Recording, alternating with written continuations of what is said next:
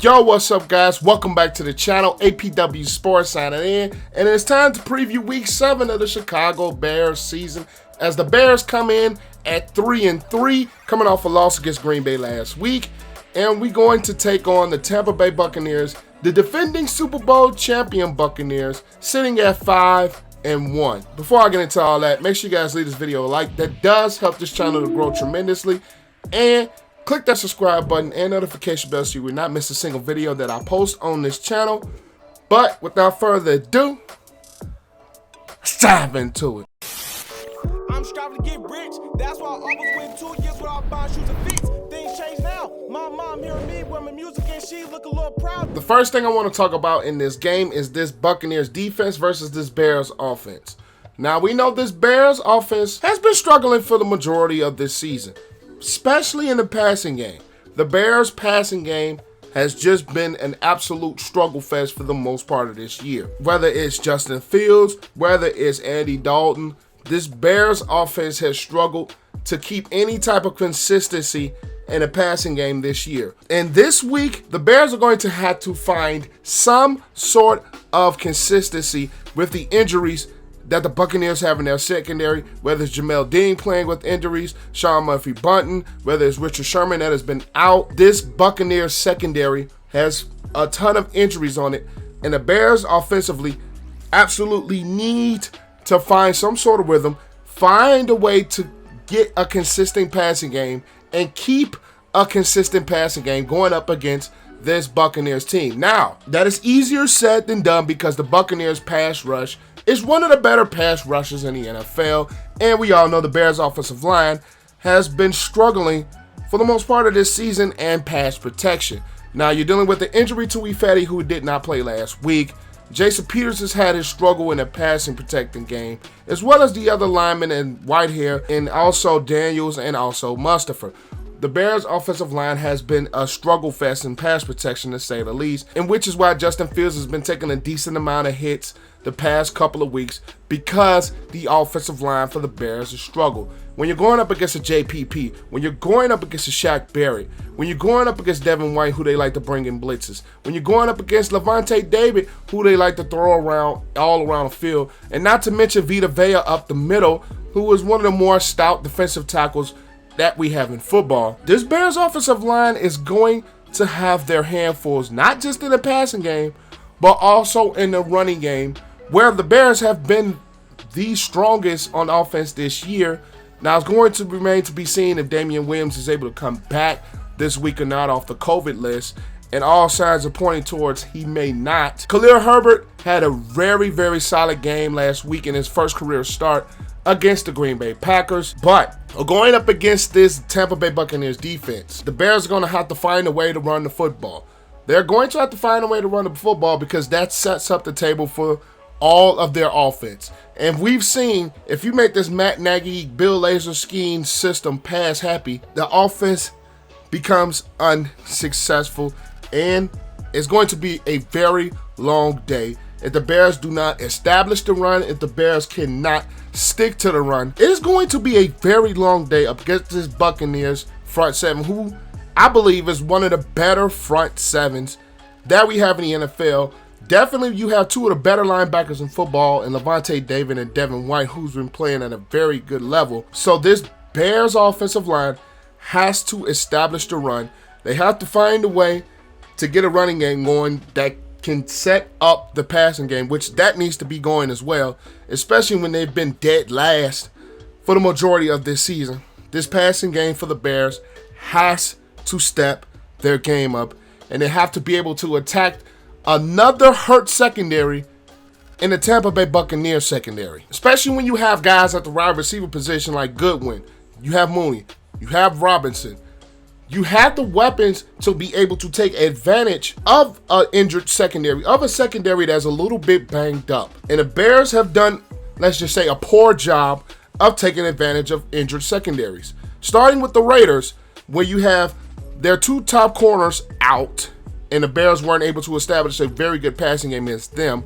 You start last week when the Packers had Kevin King and Jair Alexander out, and also Darnell Savage suffered an injury mid-game, and the Bears were still not able to create a passing game that could attack that secondary. They are going to have to find ways to, whether scheme or whether it's route concepts, the Bears are going to have to find ways to expose a hurt secondary of the Tampa Bay Buccaneers. But like I said, that's easier said than done with the Bucs front seven. The Bucs can get after you. The Bucs are very aggressive as far as their blitz packages goes, as far as the things they're able to do with their front seven. So if the Bears are able to hold up and protect and give Justin Fields some time to be able to locate and find his open receivers, and the Bears can scheme up some route concepts that are able to get those speedy receivers open, that are able to get Justin Fields some easier completions to begin the game, I believe that can really set the tone for this Bears offense, along with establishing the run game, which has been the Bears' strength all year. So the combination of those two things they have to commit to in order to win this game against a very talented and very good defending Super Bowl champion Buccaneers team. Now, this Tampa Bay Buccaneers offense is clicking. Tom Brady is having one of his best seasons at the age of 44. And this man is still playing at top level, playing at the elite level that we are accustomed to seeing from Tom Brady. Not only he's playing at elite level, he has Leonard Fournette, who's been really productive out of the backfield. He has Antonio Brown, who is starting to emerge into the Pittsburgh Steelers Antonio Brown. You have Mike Evans, you have Chris Godwin, you have Gronk, you have Howard, you have Brady, you have Scotty Miller as well. This Buccaneers offense has so many weapons that they can exploit, that they can beat you with. Now, of course, we're not going to probably have Gronk for the Buccaneers, but this Buccaneers offense is absolutely loaded, and it is absolutely deep. And the Bears are coming in with a little bit of a handicap with Robert Quinn being placed on the reserve COVID list and Deion Bush being placed on IR. Two players, especially Robert Quinn, that have been very productive for this Bears defense, and that is going to change the entire landscape of this Bears defense, because Robert Quinn has been paying like that 5-year, $75 million contract that he was paid last year. He is playing up to that contract so far this year. And to potentially not have him against a Tampa Bay offensive line that is a very stout offensive line with Tristan Wirfs and Jansen, along with the rest of the line for the Bucs that have been very solid so far this season. Going up against the Bears defense that has been dealing with some injuries. You have Quinn, like I mentioned, on COVID. You have Akeem Hicks dealing with some injuries. Eddie Goldman. Mack himself is dealing with some injuries. Now, you're going to have Travis Gibson step up into more of a role, especially if Quinn is not able to go this week, which is probably going to be more likely the case. Travis Gibson's role is going to have to increase tremendously, and he's going to have to live up a little bit in that role to help have another guy that can offset Khalil Mack to get after Tom Brady. Now, we know Tom Brady is one of those quarterbacks that likes to get the football out of his hands quickly and spread it out to those weapons. And the Bears secondary has been, I want to say, improving week by week, even though it's still not up to the level where we can really call them an elite secondary, but they have been improving every week. We know Jalen Johnson's talents and we know his skills, despite Devontae Adams last week, but I believe that is a whole different type of receiver. That is a whole different type of offense. We do have Kendall Vildor, who's been playing a lot better. Eddie Jackson has to step up. Eddie Jackson and Tashawn Gibson in the back end, they have to step up. Number one, they have to make tackles. They have to make tackles, especially with this Buccaneers team that is a very, very physical football team. And they have a very physical running game as well. And number two, you have to be better against these weapons that the Bears are going up against. You have to be a lot better with these receivers that the Buccaneers have. You just have to be in the back end of your defense because they can attack you in so many ways. You have to get pressure on Brady. I believe that's big key number one. You have to get pressure on Brady with Mack, with Gibson, with Goldman, with Nichols, Hicks. They have to find ways to make things uncomfortable for Tom Brady. And the linebacking core of the Bears are going to have to play up with these tight ends that they like to use in some two tight end systems with Brady and O.J. Howard as well, who they have back this week. So this Bears team is going up against a lot. Almost a juggernaut, if you will, with this Tampa Bay Buccaneers offense. They have so many weapons at each skill position. They have so many weapons at the tight ends position, and not to mention Tom Brady, the GOAT, and a stout offensive line. This Buccaneers offense is very potent, led by Bruce Arians as head coach. Let's just face it, it's going to be an extremely tough task. I believe the Bears can do something to slow down this offense, because a lot of people are going to say they beat them last year. Yeah, they did. But Antonio Brown was not on the roster yet. Antonio Brown was not making a factor yet. He was not there. So that makes a huge difference in this offense, especially when AB is playing almost to the Pittsburgh AB, who was one of the best receivers in football. And you have Tom Brady, who's got everything clicking, got everything going, and got everything rolling with Arians' offense. It's going to be a very tough task to ask the Bears to be a one-sided, heavy defensive team, especially going up against the Buccaneers offense like this with Evans in the voice.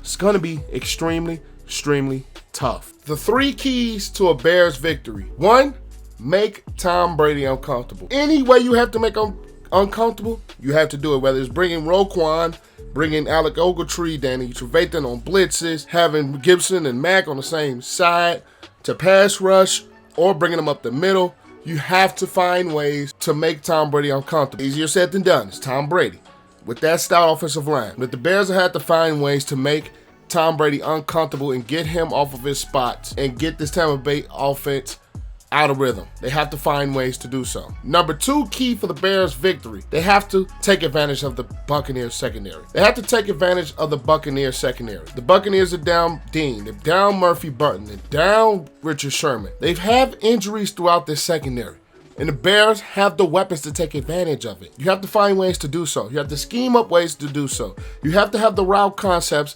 in order for them to be open against this Buccaneers secondary. Robinson, Mooney, guys like Kmet, Graham, who needs to get more involved. You have to find ways for these Bears receivers to get open against the banged up secondary. And number 3 ties into number 2.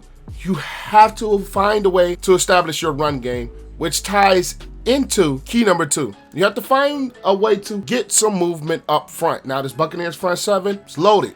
It's lethal. The Buccaneers is lethal. But the Bears have to find ways to establish a running game against this front 7. The offensive line, whether it's the tight end package with Alex Bars, you have to find a way to establish this running game. So key number 2, which is taking advantage of a Buccaneers secondary, can happen. Establish the running game, the passing game will be able to happen. My pick for this game will be, I'm going to go with Tampa. I am going to go with the Tampa Bay Buccaneers. I'm not a believer in this Bears offense, especially led by Matt Nagy. I'm not a believer in these route concepts. I am not a believer in them to be able to establish a passing game, especially against the banged-up secondary. History has proven they have not been able to take advantage of it, and I don't think they will create ways to take advantage of it in this game. The Buccaneers front 7 is, I think, going to be too much for this Bears offensive line to handle, especially in pass protection. And the Bears defensively have a lot to defend. While I think the Bears can do things to slow this Buccaneers offense down a tad, the Bears offense just will not put up enough points to be able to keep up with the Buccaneers in this game. As much as I love the Bears, I just do not see a way they win this football game. I just don't see it happening. So I'm going to pick the Buccaneers in this contest of a score of 28-17. Buccaneers are going to win this game. But that is all I have for you guys. Make sure you guys leave this video a like. That does help this channel to grow a ton. Comment your thoughts of what you think of the Bears' possibilities to win this game. Do you agree the Bears have no shot? Or do you agree the Bears can actually pull off an upset? Leave your thoughts in the comment section down below. I read my comments and I would love to see what you guys think. And also, if you've gotten to this point, click that subscribe button and notification bell so you will not miss a single video that I post. But I am APW Sports signing out. Make sure you guys are staying safe out there. Have a great and excellent day. And I will catch you guys in the next video. Peace.